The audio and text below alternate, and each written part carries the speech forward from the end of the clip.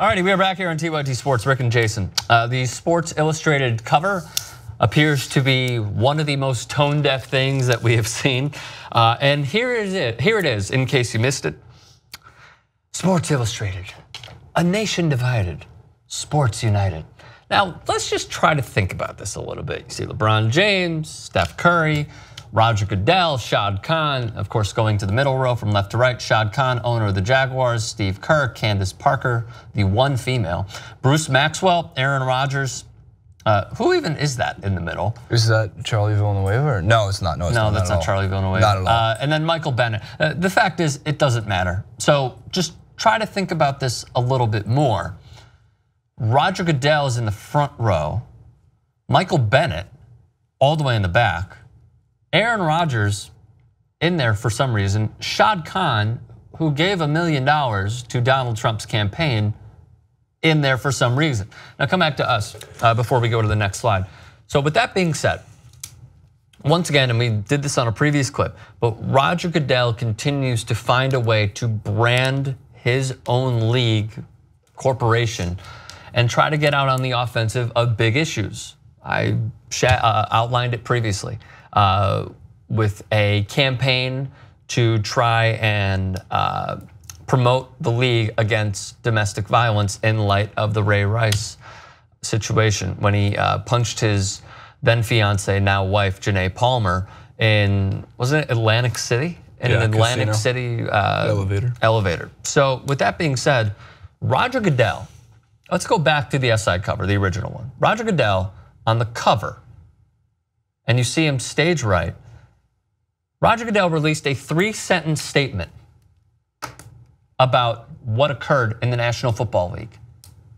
And he's in the front row of a Sports Illustrated cover. How exactly, let's leave this up, how exactly does that happen? For a guy who it appears is so anti standing up for what is right in order to benefit his league, he's now going along, putting out this bullshit statement just to get ahead, and now he's being glorified by Sports Illustrated. So for the one thing that has to be done, and look, all publications are judged by their cover. It's how at one point journalistically was the only way to sell your magazine. And we've hit a different point obviously now, but years ago the whole point was the headline was big and bold and it had to be something, something to grab your attention.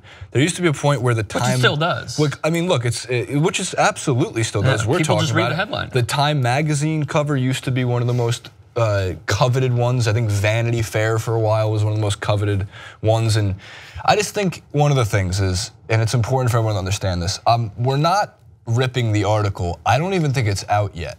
And I won't rip any bit about the writing until we see it. Read it. Yeah, of course. The cover though, in its own light, what we're talking about here, trying to get a discussion going about here, if their goal was to create buzz and headlines and they thought like, hey, if we put Goodell on the cover, he's been a character in this mess no matter what, even if you don't like him or you do like him, he's still been in it.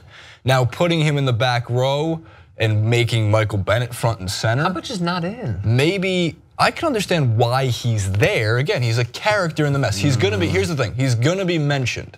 He's gonna be mentioned. Right, but he's done nothing. He's done nothing to benefit. There's two big, no, not, of course not, but that doesn't mean he's not gonna be named. That's why I don't believe he deserves a place at all. I don't think at all. I think it's fine overall that he's there. I think it's just used to create headlines. And look, when you watch a TV show, for example, right? There are good guys and there are bad guys. Who goes except in The Office. Except in The Office. Yeah. Toby. Toby just gets shit on for no reason. Toby. All right? Toby doesn't deserve to even. No, I can't. Can you do a good Toby? I can't, but I can't believe I even brought him up. I feel like I'm gonna. You know, all the characters. You kind of look like Toby. The worst. That's the most offensive thing anybody's ever said to me. Francis called me Frank Ribery at one point, and that's less offensive than being called Toby.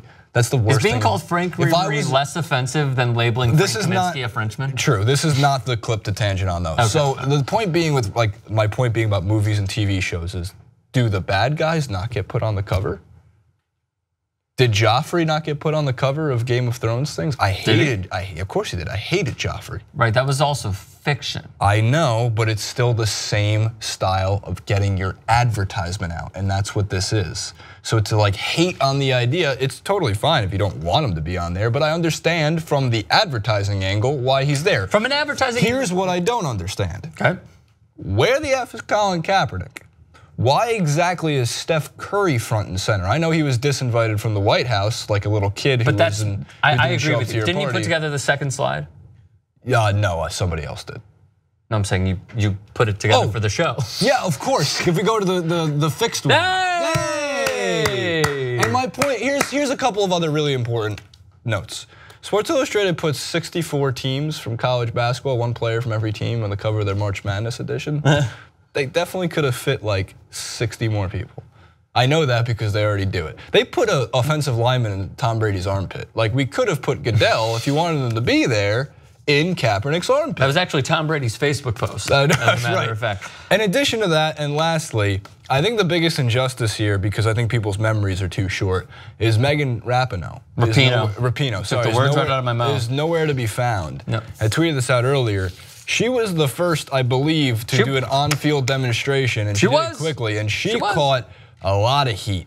But she was willing to take that stand. She recognized take that knee and recognized what Kaepernick was doing and believed that it was something that she wanted to follow. So she should absolutely be on the cover. I don't care that Goodell's on the cover. They just left out way too many. Let's go to the first original cover. Not the one we fixed. Not the one that we fixed.